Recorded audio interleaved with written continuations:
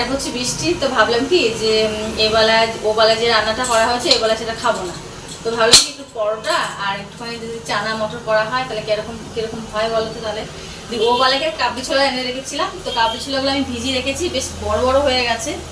আর এগুলোকে আমি এখন সিটি দেবো, একটু চানা মটর করব আর একটু পরোটা করব আলু আর গাজর দিয়ে। এটাকে আমি সিটি দিয়ে একদম পুরো নরম করে দেবো, এক দিয়ে ময়দার সঙ্গে ভালো করে মাখবো সব রকম মশলা দিয়ে আর আলু দিয়ে গাজর দিয়ে বেশ ভালো করে মাখবো। ওইদিকে এক গাদা মশলা নিয়ে এসে সেই মশলাগুলো গুছিয়ে রাখি। তো এই সব কাজকর্ম করতে করতে তোমার সাথে ভিডিওটা শেয়ার হয়ে যাবে, আর তোমরা কিন্তু অবশ্যই লাইক করো, ঠিক আছে?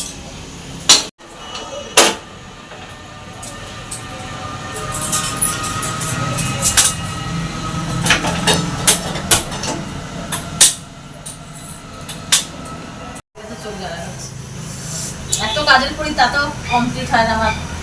আরে বাবারে, তোমাদের কার চোখ থেকে জল বেরোয় পেঁয়াজ কাটলে? এবার সানগ্লাস পরে পেঁয়াজ কাটবো। তো আমি একটু আদা, বাবারে বলতেই পারছি না, তো আমি একটু আদা, একটু পেঁয়াজ আর একটু কাঁচা লঙ্কা কেটে নিচ্ছি, একটু মিক্সচার করব। আর এইদিকে কাবলি ছোলাটা সিদ্ধ হয়ে গেছে, আলুটা আর গাজরটা সিটি দেবো, দুটো সিটি দিলেই নরম হয়ে যাবে একদম। গরম হয়ে গেছে আর এরপর দেবো তেল, একটু বেশি করে তেল দিতে হবে।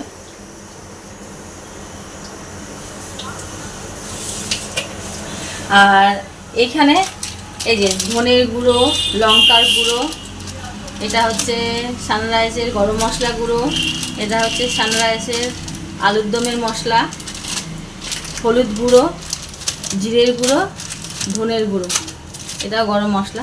তো এই মশলাগুলো আমি একটু একটু করে চানা মটরে দেবো আর পেঁয়াজ বাটাটা দেবো। তো তার আগে আমি দুটো শুকনো লঙ্কা তেলের মধ্যে দেবো।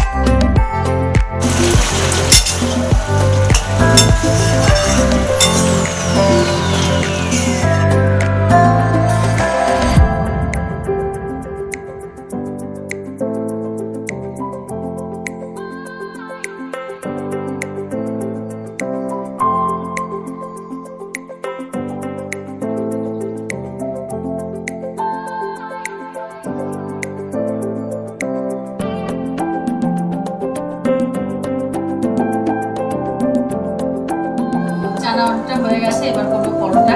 তার জন্য আমি আলু আর গাজরটা সেদ্ধ ভালো করে হয়ে গেছে, তো এটাকে ভালো করে একটু চটকে নিই।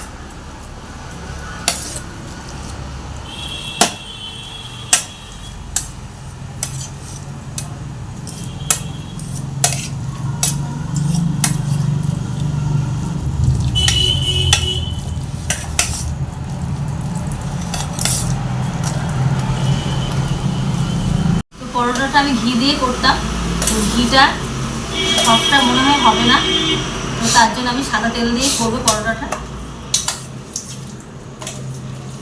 এটা ঘরোয়া জলখাবার, মানে জলখাবারও ঠিক, আবার রাতে মানে ডিনারও একদম ফাটাফাটি খাবার।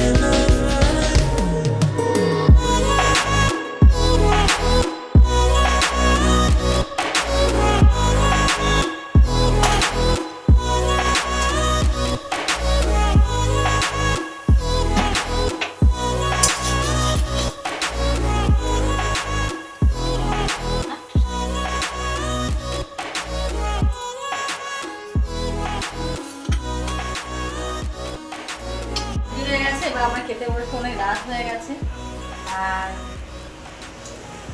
ভালো লাগে একটা লাইক করে দিও, ভালো থেকো, সুস্থ থেকো। আবার তো নতুন ব্লগে, কালকে তো রবিবার, কালকে তো আসছি ব্লগের সাথে। চলো টাটা, লাভ ইউ অল।